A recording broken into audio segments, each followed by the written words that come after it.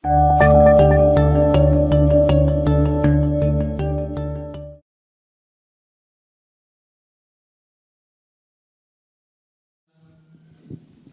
좌우에 계신 분들과 인사 나누겠습니다. 할렐루야, 축복합니다.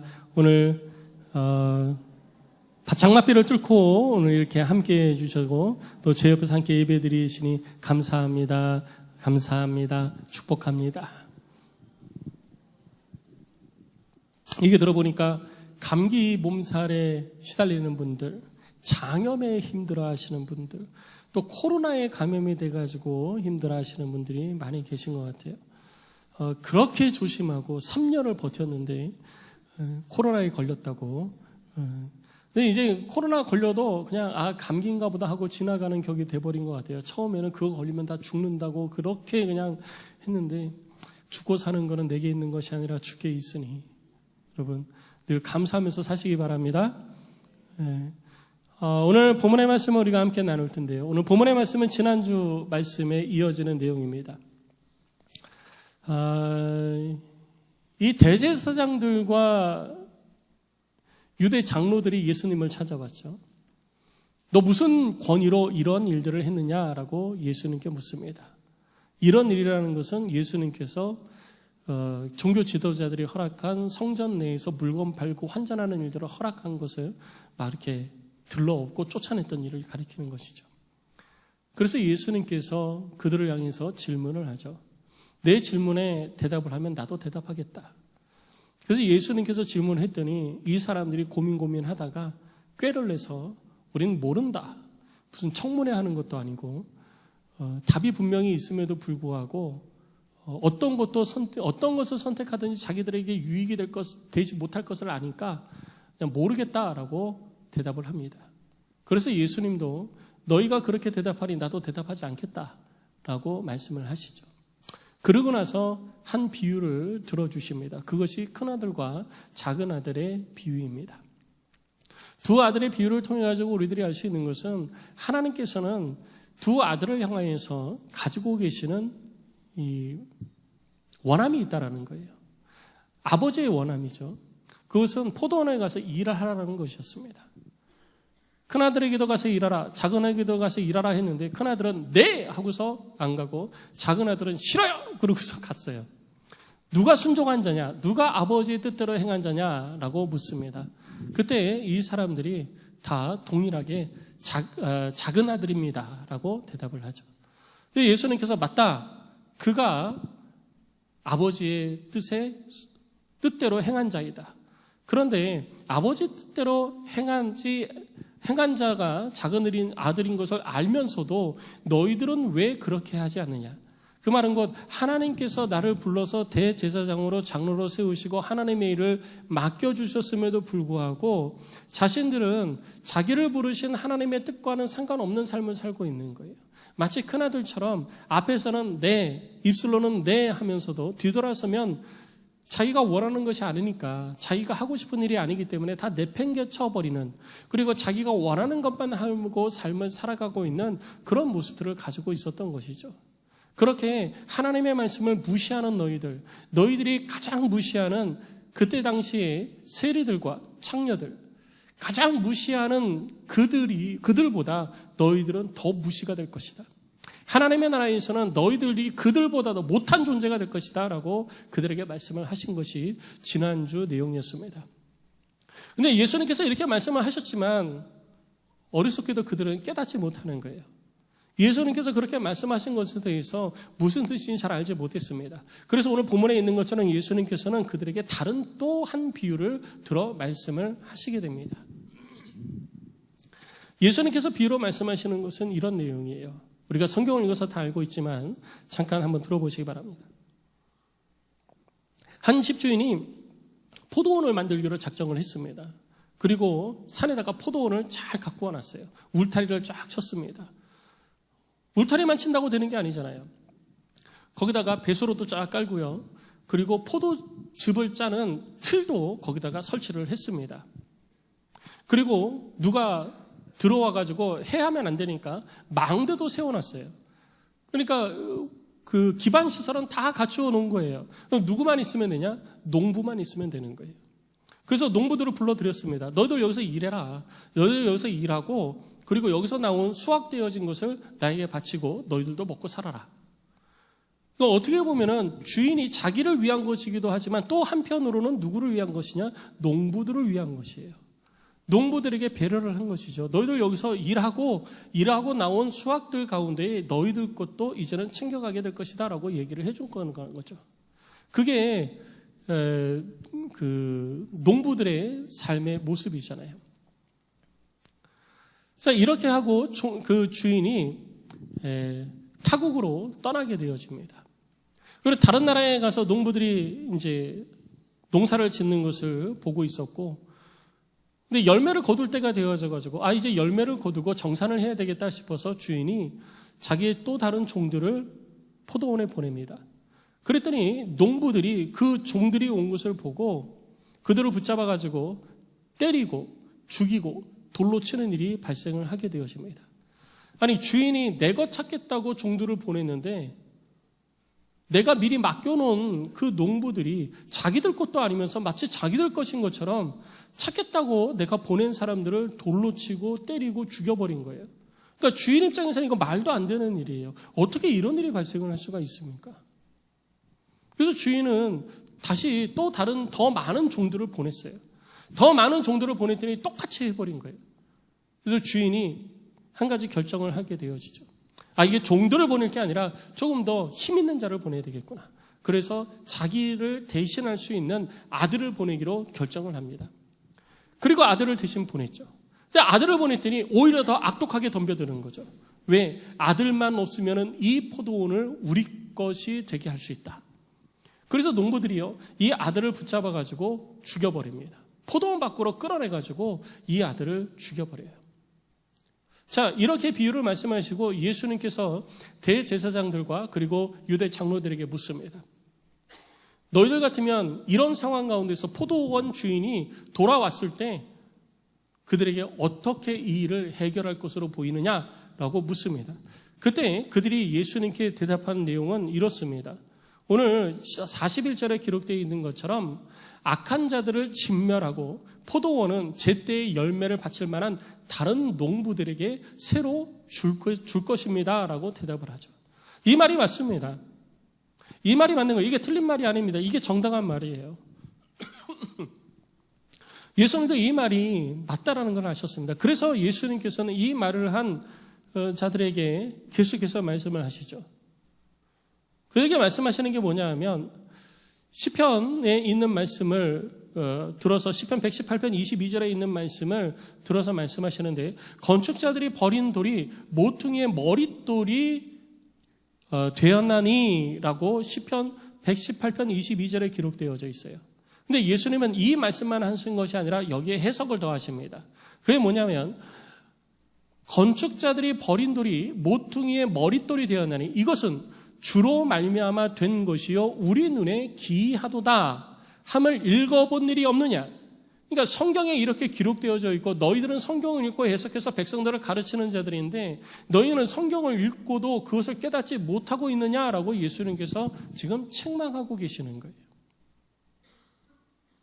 여러분, 지금은 우리가 건축주가 내가 돈을 벌어서 내가 건물을 지어가지고 그거를 판매를 하잖아요. 근데 이때 당시에는 건축주가 그렇게 하는 게 아닙니다. 집주인이 건축주를 불러가지고 돈을 주고 일을 시키는 거예요. 그러니까 건축주가 마음대로, 건축자가 마음대로 집을 지을 수 있는 게 아니죠. 내가 여기다가 이렇게 짓고 여기다가 이렇게 짓고 여기다가 이렇게 지어야지 건축자가 마음대로 할 수 있는 게 아니에요. 집주인이 해야 되는 겁니다. 그런데 건축자가 자기 마음대로 이거 쓸모없는 것 같아 하고서 그 안에서 돌을 버린 거예요. 아무 쓸모가 없어서 얼쓸 거 없어서 자기가 판단해가지고 돌을 버렸는데 사람들이 버리니까 그 돌을 다 밟고 다니죠. 필요 없는 돌이라고. 마치 정원에 내버려진 정원석처럼 그렇게 막 사람들이 밟고 다닌 거예요. 그런데 나중에 보니까 집주인이 와서 그거 아니야, 거기다 하면 안 돼. 이 돌 위에 기둥 세워 이러는 거예요. 이 돌 위에 기둥 세워. 아니, 그거는 내가 버린 돌인데. 근데 그건 내가 버린 돌이고요. 집주인이 볼 때는 그 돌이 귀중한 돌이었던 거예요. 그래서 집주인이 거기다가 기둥 세워 머릿돌이 되어버린 거죠. 그 머릿돌이 되어진 것은 건축자의 마음이 아니에요. 아버지, 집주인의 마음이라는 거죠. 주인의 마음이에요. 주인의 눈으로 결정되어지고 판단되어져야 된다는 것입니다. 그래서 이 모든 것이 이루어지는 것은 주로 말미암아 된 것이에요. 그러니까 사람들의 눈에 보기에는 어떤 것이죠? 기이하게 여겨지는 것이죠. 이거 필요 없는 거 아니에요? 이거 아닌데, 이건 버려야 되는 건데, 이건 쓸모없는 건데. 근데 주인이 보기에는 아니야, 그거 쓸모없는 게 아니라 그게 가장 중요한 거야. 너희가 이것을 읽어본 일이 없느냐? 그런데 왜 너희는 아직도 너희들 마음대로 하고 있느냐? 하나님께서 정하신 뜻이 있고 하나님께서 우리들 가운데 보여주신 일이 있는데 왜 너희들은 너희들 마음대로 이건 필요 없다고 버리고 이거는 무시하고 이거는 인정하고 하는 삶을 살고 있느냐라는 거죠. 종교 지도자들은 그렇게 살았어요. 자기들이 대제사장이고 그리고 장로들로서 권한을 가지고 있었습니다. 그 권한을 무엇을 위해서 사용했느냐? 자기들의 배를 불리는 일에 사용을 했던 것입니다. 자기들이 원하는 것을 얻기 위한 방편으로 사용을 했던 거예요. 그렇기 때문에 성전 내에서 물건도 팔게 하고 그리고 성전 내에서 환전도 할 수 있도록 허락을 해줬던 것입니다. 하나님이 어떻게 생각하시는가? 하나님께서 우리에게 무엇을 원하시는가? 여기에는 아무런 관심이 없었던 것입니다. 그래서 예수님께서 이 말씀을 하시면서 43절에 기록되어 있는 것처럼 너희에게 이르노니 하나님의 나라를 너희는 빼앗기고 그 나라에 열매 맺는 백성이 받으리라. 결국 뭐냐면 하나님께서는요, 열매 맺는 자를 찾으신다라는 거예요. 열매를 맺지 않으면 빼앗아서 열매 맺는 자에게 줘버려야 된다는 거죠. 방금 너희들이 얘기한 그 말처럼 포도원에서 열매 맺기를 주인은 원했는데 포도원에서 일하는 농부들이 열매 맺어서 주인께 주기보다는 자기들의 배를 불리려고 그런 거죠. 자기들이 더 잘 먹고 잘 살기 위해서 내게 허락되어진 것이 내 것이 아닌데 마치 내 것인 것처럼 그렇게 삶을 살았던 거예요. 주인에게 청지기에게 맡겨준 것인데 맡겨준 것이 아니라 이것이 내 것이라고 혼자 생각한 거예요. 그래서 내 마음대로 하려고 그랬던 거죠. 그것을 가지고 내가 원하는 대로 하고 내가 원하는 것을 누리려고 했던 거예요. 근데 때가 되어짐에 열매 달라고 하니까 거기에 대해서 그들이 보인 반응이 무엇이냐? 죽여버린 거예요. 왜 내 것 빼앗냐는 거죠. 그런데 사실 그거는 그들의 것이 아닙니다. 그들의 것이 아닌데 마치 자기들 것처럼 내 것이 아닌데 내 것처럼 생각하니까 범죄가 일어나기 시작한 거예요. 욕심은 죄를 낳고 죄는 사망에 이르게 되는 것입니다. 욕심 내려놓으시기 바랍니다. 우리가 욕심을 부리는 순간 우리는 죄를 짓게 되고요. 그 죄로 인해서 우리는 사망에 이르게 되는 것입니다. 포도원 농부들은요, 욕심 부린 거예요. 내 것이 아닌데 내 것인 것처럼 그렇게 욕심을 부린 거예요. 그거 차지하려고 한 거예요. 그래서 그 욕심이 점점 커져서 주인의 아들까지 죽여버리게 된 것이죠. 결국 주인이 와서 그들을 다 쓸어버리게 된 것이잖아요. 그리고 누구에게 그 포도원을 맡기느냐? 풍성한 열매를 맺을 수 있는 자에게 그 포도원을 맡기겠다고 말씀하시잖아요. 오늘 이 말을 대제사장들과 유대 장로들에게 예수님께서 말씀을 하시면서 너희들은 열매 맺는 백성이 아니라는 거죠. 너희들은 열매를 못 맺는 백성이라는 거예요. 열매를 못 맺는 백성이기 때문에 너희들은 필요 없다. 너희들은 그 나라를 빼앗기고 그 나라의 다른 열매 맺는 백성들이 그 나라를 유업으로 받을 것이다. 그리고 이 돌 위에 떨어지는 자는 깨지겠고 이 돌이 사람 위에 떨어지면 그를 가루로 만들어 흩트리라 라고 말씀하십니다. 그것은 너희들이 무시했던 그 돌로 인하여서 너희들이 멸망을 당하게 될 것이다 라고 말씀하고 있는 거예요. 예수 그리스도를 그들은 무시하고 경멸하고 자신들에게 해를 가져오는 것이라고 가져오는 사람이라고 외면했습니다. 그런데 결국 예수 그리스도로 말미암아 그들은 다 하나님 앞에 죄인이 되어지고 그리고 예수 그리스도를 팔아 넘김으로 인해서 그들의 피는 그들에게로 되돌아가는 그런 하나님의 징계를 받게 되어지는 것입니다. 그런데 이 말을 듣고 예수님께서 대제사장들이 깨닫기를 원했던 거죠. 근데 그들이 깨달았습니다. 그래서 45절 말씀을 보면 대제사장과 바리새인들이 예수의 비유를 듣고 자기들을 가리켜 말씀하신 줄을 그제서야 한 거예요.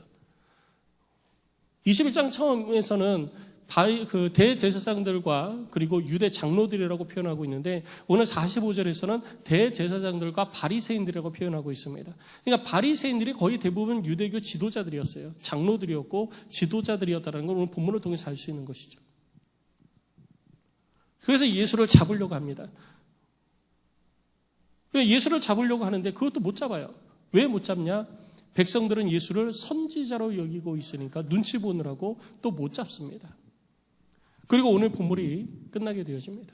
오늘 본문을 통해서 우리는 우리를 향하신 주님의 음성에 귀를 기울여야 돼요. 예수님께서 대제사장들과 바리새인들, 유대 장로들에게 하신 말씀이지만 그 말씀을 오늘 주님이 내 앞에 서서 내게 하시는 말씀이라고 생각하고 우리는 들어야 되는 것입니다. 주님이 내게 말씀하시는 거예요. 무엇을 말씀하시느냐? 대제사장과 그리고 장로들, 바리새인들을 하나님께서 구원하여 주시고 하나님의 백성 삼아 주시고 그들에게 말씀하시는 건 뭐냐면 열매를 내놓으라는 거죠. 너는 내게 맡겨진, 내가 너에게 준 그 직분, 그리고 너를 내 백성 삼아 준 그 은혜를 통해서 네가 맺은 열매를 내게 가져오라는 거예요. 그 열매를 보고 내가 너에게 은혜를 베풀고 복을 주겠다라는 것이죠. 그런데 그들은 열매를 가져오지 못했습니다. 열매를 가져오지 못하니까 예수님께서 그들을 쫓아내신 거죠. 하나님께서 그들을 쫓아내시고 다른 열매 맺는 자들에게 그 직분을 주시겠다는 거예요. 그럼 우리들은 어떻습니까? 우리들도 역시 하나님 앞에서 섰을 때 하나님께서 우리에게 말씀하시는 거예요. 열매 달라고. 누가 대제사장으로 삶을 살아가냐? 하나님, 저는 대제사장이 아니기 때문에 열매 없습니다. 하나님, 저는 바리새인이 아니기 때문에 열매 없습니다가 아니에요. 대제사장으로 살아가느냐, 바리새인으로 살아가느냐, 장로로 살아가느냐, 이게 중요한 것이 아닙니다. 고린도서 5장 15절 말씀을 보면 사도 바울은 우리들 가운데 이렇게 권면을 하고 있습니다.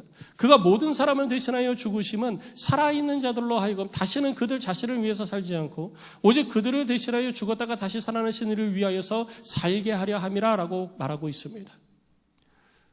내가 예수를 알고 예수를 고백하고 예수를 나의 구주로 고백하고 그의 죽으심이 나를 위한 것인 줄 알고 내가 믿음으로 말미암아 구원받아 하나님의 나라와 영광을 위해서 천국 백성으로 천국의 소망성 가운데 삶을 살아가는 자가 되었으면 이제는 주님의 뜻을 이루는 삶을 살아야 된다는 거예요. 주님의 뜻이 무엇입니까? 그것이 바로 열매 맺는 거잖아요. 특별한 열매를 얘기하는 게 아니에요. 뭐 대단한 열매를 얘기하는 게 아닙니다. 어떤 사람에게는 수박을요, 어떤 사람에게는 자두를요, 어떤 사람에게는 앵두를요, 어떤 사람에게는 참외를요.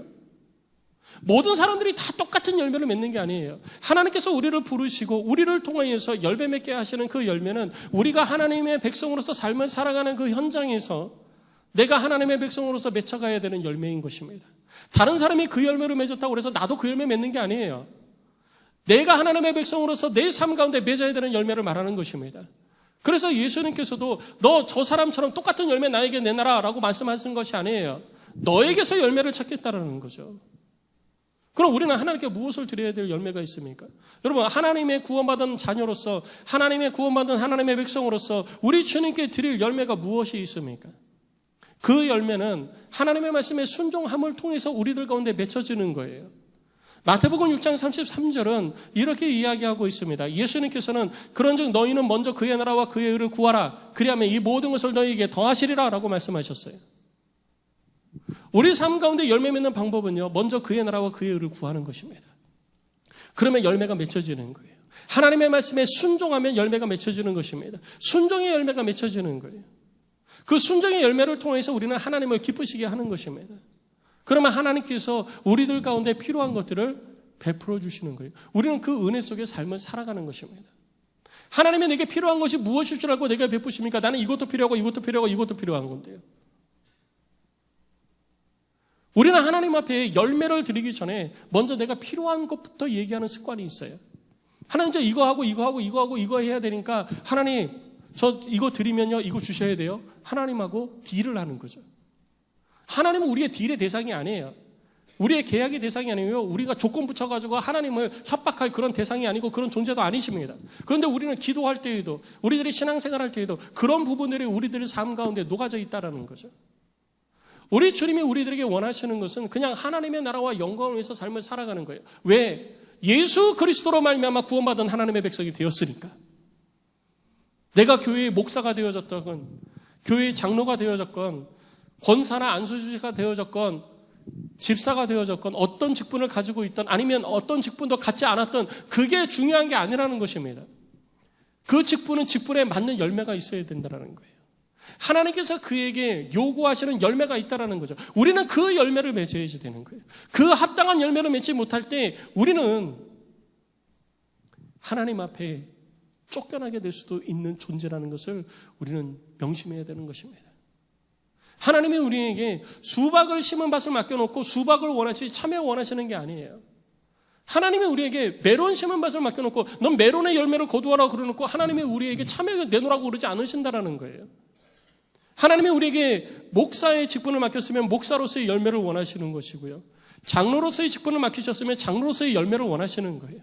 성도의 열매를 맡기셨으면 성도의 열매를 원하시는 것입니다. 성도에게 장로의 열매를 원하시지 않으세요. 권사에게 목사의 열매를 원하시는 게 아니에요. 우리를 각자에게 맡겨주신 그 직분에 따른 합당한 열매를 우리 주님께서 우리에게 원하시는 것입니다. 우리는 그 열매를 만들어서 풍성한 열매를 가지고 하나님께 올려드리면 되는 거예요. 우리가 그렇게 하나님의 뜻 가운데 살면 빌립보서 4장 19절에 기록되어져 있는 말씀처럼 우리들 가운데 하나님께서 은혜를 베풀어 주시는데요. 이렇게 사도 바울은 우리에게 이야기합니다. 나의 하나님이 그리스도 예수 안에서 영광 가운데 그 풍성한 대로 너희 모든 쓸 것을 채우시리라. 뭐라 그런지 아세요? 나의 하나님이 그리스도 예수 안에서 영광 가운데. 조금 전에 마태복음 6장 33절에서 뭐라고 했습니까? 너희는 먼저 그의 나라와 그의 의를 구하라 라고 그랬잖아요.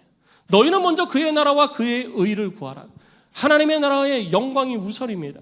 그러면 우리 주님께서 그리스도 예수 안에서 하나님의 베푸시는 은혜와 우리가 올려드리는 그 영광을 통하여서 어떻게 하시느냐? 그 풍성한 대로 너희 모든 쓸 것을 채우시리라 라고 빌립보서에 얘기하고 있는 거예요.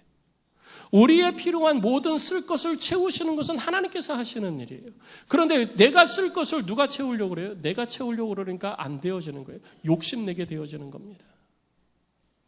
내가 쓸 것은 하나님이 채워주시는 줄 믿으시기 바랍니다.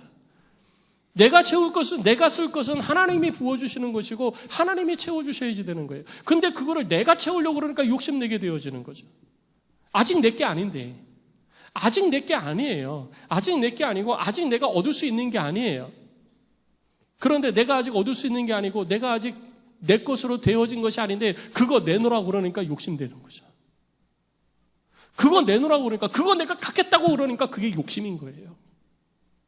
그것을 바라고 기대하는 것이 욕심이 아닙니다. 우리는 더 큰 꿈 꾸고요. 더 복된 삶을 살겠다라고 이렇게 기대하고 소망하고 그럴 수 있어요. 그게 죄라는 게 아니에요. 문제는 뭐냐면 그걸 내가 갖겠다고 온갖 방법을 동원하기 시작하면서부터 욕심이 되어지는 거예요.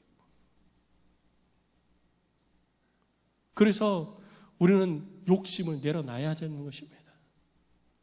하나님께서 베푸실 은혜를 기대하는 자가 되어져야 돼요. 주께서 채우실 내 삶의 풍성함을 우리는 기대하는 자가 되어야 되는 것입니다. 우리가 하나님의 영광을 위해서 삶을 살고 우리가 아름다운 삶의 열매를 통해서 하나님께 영광 올려드리면 우리들의 모든 쓸 것을 우리 하나님께서 채우시겠다고 말씀하시잖아요. 하나님의 말씀을 믿으십니까? 그러면 내가 믿고 싶은 것만 믿지 마시고 이 말씀도 믿으시기를 주의 이름으로 축원합니다. 이것이 우리를 향하신 하나님의 말씀이라는 거예요. 그럼 우리는 어떻게 해야 됩니까? 우리는 내 삶에 열매 맺기 위한 삶을 살아내야 된다는 것이죠. 머뭇거리면 안 됩니다. 열매 맺기 위한 노력을 해야 됩니다. 말씀드렸듯이 내가 어떻게 열매를 맺습니까? 하나님의 말씀에 순종하면서 열매를 맺는 거예요. 순종의 열매를 맺는 겁니다. 그리고 내 삶에 기도 응답의 열매를 맺어야 되는 것입니다. 영적 열매를 맺어야지 돼요. 영혼 구원의 열매도 맺어야 됩니다. 성령의 열매도 맺어야 됩니다. 이것이 하나님께서 우리에게 원하시는 것이고 찾으시는 겁니다. 하나님의 교회를 섬기도록 하기 위해서 하나님께서 우리들에게 각기 직분을 주신 것은 그 직분을 담당함으로 아름다운 열매를 통해서 하나님께 영광 올려드리도록 하기 위함이에요. 그래서 우리는 내게 맡겨진 직분을 내가 등한시하고 잘 감당하는 것이 필요한 것입니다. 목사는 목사로서의 직분을 잘 감당해야지 돼요. 목사의 직분을 감당하면 게을러서는 안 되는 것입니다. 장로는 장로로서, 권사는 권사로서, 안수집사는 안수집사로서, 집사는 집사로서, 성도는 성도로서. 나는 성도니까 나는 성도니까 열매 안 맺어도 되죠. 아싸. 그게 아니에요. 성도기 때문에 성도로서 맺어야 될 열매가 있는 거예요. 예수 그리스도를 믿는 믿음으로 말미암아 구원받은 모든 백성 중에 열매 맺지 않아도 되는 백성은 아무도 없습니다. 그들 모두의 삶을 통해서 열매를 찾으시는 것이 하나님이 우리에게 하실 일인 것입니다. 그래서 우리는 우리들의 삶의 아름다운 열매를 가지고 하나님께 영광 올려드려야 되는 것입니다. 그 열매를 맺을 수 있도록 주의 성령이 우리들 가운데 늘 말씀하시는 거예요. 주의 성령이 우리들 가운데 말씀하시는 거예요. 말씀을 통해서 우리들 깨닫게 해주시는 것이죠. 기도를 통해서 깨닫게 해주시는 거예요. 목회자를 통해서, 목사님을 통해서 나로 깨닫게 해주시는 거예요. 아, 이것을 내가 해야 되는구나. 하나님께서 나에게 이것을 원하시는구나. 이걸 알게 해주시고 깨닫게 해주시는 거죠. 그리고 교회 지도자들을 통해서 그것을 알게 해주시고 깨닫게 해주시는 거예요. 그런데 우리들의 마음이 강팍해가지고 그걸 몰라요. 지난주에 우리 살펴봤죠. 마태복음 21장 32절 말씀이에요. 요한이 의에도로 너희에게 왔거늘 너희는 그를 믿지도 아니하였을 때 세리와 청년은 믿었으며 너희는 이것을 보고도 끝내 뉘우쳐 믿지 아니하였도다. 세리와 청년들이 예수 그리스도를 영접하고 구원받고 하나님이 베풀어 주시는 은혜 속의 삶을 사는 것을 눈으로 봤는데도 자기들은 믿지 않은 거예요. 왜? 내 생각과 틀리니까. 저거는 내가 원하는 것이 아니야. 하나님의 뜻이 어디에 있는가가 아니라 저것은 내가 원하는 것이 아니야가 우선되어진 거예요. 우리들이 신앙생활하면서 가장 위험한 것이 뭔지 아세요? 바로 그거예요. 고집과 아집 그리고 마음의 강팍함입니다. 심리학적으로 볼 때 심리학 이론 중에 거울 상담이라는 것이 있습니다. 거울 상담. 그게 뭐냐면 나 자신을 객관화해서 거울을 바라보면서 나 자신을 바라보는 거예요. 내가 나 자신을 바라보지 않고 다른 사람만 바라보면요, 다른 사람의 잘못된 것, 다른 사람의 지저분한 것, 다른 사람들의 나쁜 것 이런 것만 눈에 다 보이죠. 그런데 다른 사람들을 보는 게 아니라 거울을 앞에 놓고 거울을 보면서 나 자신을 먼저 봐야 된다는 거죠. 성경은 우리들에게 거울 상담의 거울이 되어지는 거예요. 그래서 성경을 통해서 우리는 우리 자신을 먼저 바라봐야 되는 것입니다. 그런데 나 자신을 바라보는 것이 아니라 내가 원하는 것에만 함몰되어져 있는 거예요. 내가 뭐 해야 되지? 나 뭐 갖고 싶지? 내가 원하는 게 뭐지? 근데 내가 원하는 것이 무엇인지가 나쁜다라는 게 아니라 내가 원하는 것을 얻기 위한 것이 주님의 뜻보다 우선되어지니까 문제가 되어진 거예요. 그러니까 내가 원하는 것을 얻기 위해서는 하나님의 뜻도 무시하기 시작한 거예요. 누가 그랬습니까? 종교 지도자들, 대제사장들과 장로들, 바리새인들이 그랬잖아요. 우리도 교회에서 신앙생활을 하다 보면 하나님의 뜻이 우리들 가운데 들려지고 깨달아질 때가 있습니다. 아, 이렇게 해야 되는구나. 아, 내가 하나님의 백성으로서 이렇게 삶을 살아야 되는구나. 하나님께서 말씀을 통해서 우리에게 이렇게 가르쳐 주시는구나. 내게 깨닫게 하시는구나. 그런데 내가 그것을 귀담아 듣지 않아요. 왜? 내가 원하는 것이 아니니까. 나는 이렇게 하고 싶은데 저거는 내 뜻이 아니라는 거죠. 그래서 하나님께서 그 말씀을 통해서 우리들 가운데 깨닫게 하시고 우리로 하여금 돌이켜서 다시 열매 맺는 백성으로 돌아오게 하시려고 하심에도 불구하고 우리들의 마음이 강팍해가지고 그 말씀에 귀를 기울이지 않는 거예요. 멸망을 향하여서 달려가고 있는 대제사장들과 이 장로들, 바리새인들처럼 똑같다는 거죠. 그 말씀 앞에 순종해서 열매 맺고 그 말씀 앞에 굴복해서 하나님이 베푸시는 은혜 속에 풍성한 삶을 누리는 사람들이 내 주변에 있음에도 불구하고 나는 그렇게 살고 싶지 않다라는 거예요. 나는 내가 원하는 삶을 살고 싶다라는 거죠. 내가 예수를 믿기는 믿지만 예수님이 원하는 것이 문제가 아니라 일단은 내가 잘 되고 봐야 되지 않냐는 거죠. 내가 원하는 삶을 사는 것이 문제고 내가 원하는 삶을 살도록 해주지 않는 하나님인데 내가 왜 하나님을 섬겨야 되느냐 이런 착각 속에 살고 있는 거예요. 그러니까 내가 원하는 대로 되지 않으면 신앙도 저버리고 교회도 떠나고 성경도 부정하고 하는 일들이 우리 가운데 발생을 하는 것입니다. 성경을 아예 모르는 사람은 그렇게 하지도 않습니다. 성경을 알고 있기 때문에 그렇게 하는 거예요. 성도 여러분, 우리들의 삶 가운데 혹시 하나님의 말씀이 무시되어지고 있지는 않습니까? 하나님께서 끊임없이 우리들 가운데에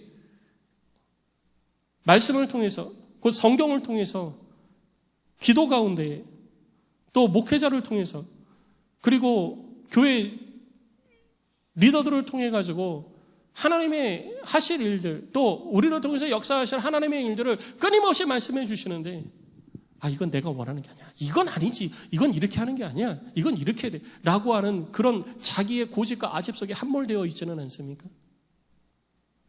그 속에서 우리는 아무 열매 못 얻습니다. 이 교회를 통해서, 또 하나님이 세우신 공동체를 통해서 하나님께서 이루고자 하시고 하나님께서 거두어 들이시고자 하시는 열매가 있는 거예요. 우리는 각자 처한 환경 속에서 뭐 대단한 열매가 아니에요. 아까도 말씀드렸죠. 대단한 열매가 아니에요. 내가 맺어야 될 열매. 내가 참외밭에 있으면 참외 맺으면 되고요. 내가 자두밭에 있으면 자두 맺으면 되는 거예요. 내가 사과밭에 있으면 사과 맺으면 되고요. 포도밭에 있으면 포도 맺으면 되고, 수박밭에 있으면 수박 맺으면 되는 거예요. 하나님께서 되지도 않는 거 원하시는 게 아니에요. 우리들의 삶 속에서 내가 할 수 있는 거, 내가 열매 맺어서, 내가 열심히 땀 흘려 농사에서 열매 맺을 수 있는 거, 그거를 하나님께 드려야 된다는 거죠. 성도 여러분, 다른 사람 쳐다보지 마시고요, 오직 하나님께만 집중하시기 바랍니다. 그리고 하나님께서 내게 원하시는 것을 찾으시고요, 주님 앞에 순종으로 열매 맺어가는 저와 여러분들이 되시기를 주의 이름으로 축복합니다. 우리가 주님의 말씀 앞에서 바로 서서 순종으로 아름다운 열매, 풍성한 열매를 맺기 시작할 때, 그 열매를 가지고 우리가 하나님 앞에 드리기 시작할 때, 하나님께서 우리에게 우리들의 삶의 필요를 다 채워주시는 거예요. 우리들의 삶의 원함을 하나님께서 다 채워주시는 것입니다. 저는 우리 안디옥의 모든 성도들이 이런 하나님이 베푸시는 은혜를 삶 가운데 누리는 자가 되기를 간절히 소망합니다. 이것은 하나님과 딜한다고 되는 게 아니에요. 이거는 하나님만 협박한다고 되는 게 아니에요. 이것은 하나님 이거 먼저 하고 이거 먼저 이렇게 되어지는 게 아니에요. 순서는 명확합니다. 먼저 그의 나라와 의를 구하는 게 먼저예요. 먼저 되어질 것이 있습니다. 먼저 되어지고, 먼저 되어질 것 하지도 않으면서 나중 되어질 것 하고서 완성되어질 것 바라보지 마세요. 제가 어렸을 때부터 레고를 굉장히 좋아했습니다. 어렸을 때 잘 산 거는 아니지만 아버지가 해외에서 근무를 하셔서, 해외에서 근무를 하시다가 귀국하실 때가 되어지면 해외에서 레고를 꼭 사가지고 오셨어요. 저희 집이 삼형제거든요. 레고를 사가지고 오시면요, 그 설명서를 펼쳐놓고 밤새도록, 초등학교 4학년, 5학년 때 밤새도록 그거를 조립을 하기 시작합니다. 자동차, 집, 건물 막 이렇게 막 조립을 해요. 막 비행기 만들고 막 만듭니다. 막 만드는데 중간에 순서 하나 딱 틀리잖아요. 그럼 어떻게 돼요? 원하는 모양이 안 나와요. 조금 더 편해 보려고 이거 잘 안 들어가 그래가지고 요거 하고 요거 해야지 그러고 막 하다 보면요, 이게 순서가 엇걸려가지고요, 나중에 굴러가지를 않아요. 안 되는 거예요. 조금 힘들어도, 조금 불편해도, 내 생각에는 아닌 것 같아도 설명이 그대로 돼 있으면 그 설명서대로 해야 되는 거예요. 그래야 제대로 된 완성작이 나오는 거예요. 미국에서 제가 아이들 이제 커서 이제 아이들 방 하나, 저희 방 하나, 거실 하나 이렇게 조그만 집에 있었어요. 아이들이 커가지고 이제 남자아이, 여자아이니까 한 침대에서 이제 못 자고 이제 따로 해줘야지 돼요. 그래서 침대를 하나 샀습니다. 이케아 가면 있어요. 이케아 가면 있는데 지금도 있어요. 지금도 뭐냐면 이게 똑바로 세우면 2층 침대가 되고 똑바로 세우면 2층 침대가 되고 거꾸로 세우면 그냥 1단 침대가 되는 거예요. 그러니까 거꾸로 세우면요, 그 밑에 아무것도 없이 그냥 매트리스만 놓으면은 위에 이제 침대를 놓을 수 있게 된 거예요. 그래서 위에다 침대를 놓는다고, 침대 받침 살이 있잖아요. 이렇게 쌀이 아니고 살. 침대 살. 뭔지 아시죠? 매트리스 올려놓는 살. 그거를 놓는데 설명서 안 봤어요. 이 정도야 뭐 내가 남자인데. 까짓 거 이 정도 해봐. 안 봐도 돼, 안 봐도 돼. 아내가 이거 보고서 하라고 그러는데 제가 무시했어요. 그거 안 봐도 돼. 안 봐도. 이 정도는 내가 다 해. 이 정도는 다 하는 거야. 남자는 다 해. 그러면서 막 했어요. 막 했는데 나중에 보니까 뭐가 남아. 그래서 매트리스를 올렸는데 이게 소리가 나요. 끈덕끈덕하고 중간에가 이제 그 매트리스가 이렇게 쑥쑥쑥 막 들어가는 거예요. 어떻게 했을까요? 다 풀었습니다. 다 풀고 설명서 다시 펼쳐놓고 다시 조이기 시작했어요. 우리들의 인생이 그렇습니다. 하나님께서 베푸시는 은혜 속에 풍성한 삶, 행복한 삶, 평안한 삶을 누리려면 하나님께서 우리에게 말씀해 주신 방법을 따라가면 돼요. 그 디렉션을 따라가면 되는 거예요. 그런데 뭘 안다고, 뭘 좀 해봤다고, 아니야, 이거 이렇게 하는 게 맞아. 그거 나서기 시작하고요. 내 고집대로 하기 시작하고요. 가정교회는 이렇게 해야 돼. 장로는 이래야 돼. 권사는 이래야 돼.